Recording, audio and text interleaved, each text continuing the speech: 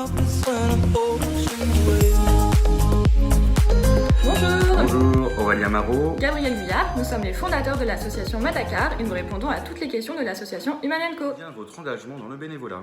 Nous sommes tous les deux engagés depuis longtemps dans des associations sportives et nous participons à l'organisation et au fonctionnement de ces assos. Donc nous portons la casquette de bénévole depuis quelques années.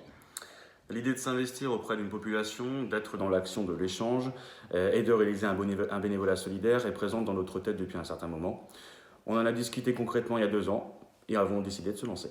À cet engagement solidaire, nous souhaitions ajouter une expérience de vie et c'est comme cela que les projets avec l'association Madacar sont nés. Comment, en tant qu'étudiant, peut-on s'engager dans le bénévolat ? On peut s'engager dans le bénévolat de plein de manières différentes. Il faut avant tout savoir ce que vous avez envie de faire et dans quel domaine d'action vous avez envie de vous investir et également quelles compétences vous avez à mettre à disposition. Une fois cela déterminé, c'est à vous de rechercher une structure et de prendre des contacts pour trouver la bonne asso. Cela peut être l'asso de quartier comme une ONG avec des actions partout dans le monde. Il n'y a pas de petit bénévolat. À chacun d'entre vous de trouver le bénévolat qui lui convient et dans un domaine qui le passionne. En termes d'engagement, cela peut demander quelques heures sur des actions ponctuelles, la distribution de repas, l'emballage de cadeaux, etc. Ou un investissement plus régulier comme des missions de communication, de comptabilité ou de graphisme. C'est à l'étudiant de fixer le temps qu'il peut dégager et qu'il souhaite investir. N'hésitez pas, si c'est un domaine qui vous plaît, lancez-vous, cela vous permettra de faire des rencontres, d'échanger et de partager des valeurs communes de solidarité. Quelles sont les qualités humaines que demande le bénévolat ? Pour commencer, de la patience et de la persévérance. Que ce soit pour affiner votre projet ou monter la structure de votre association, il faudra vous armer de patience et surtout ne pas brûler les étapes.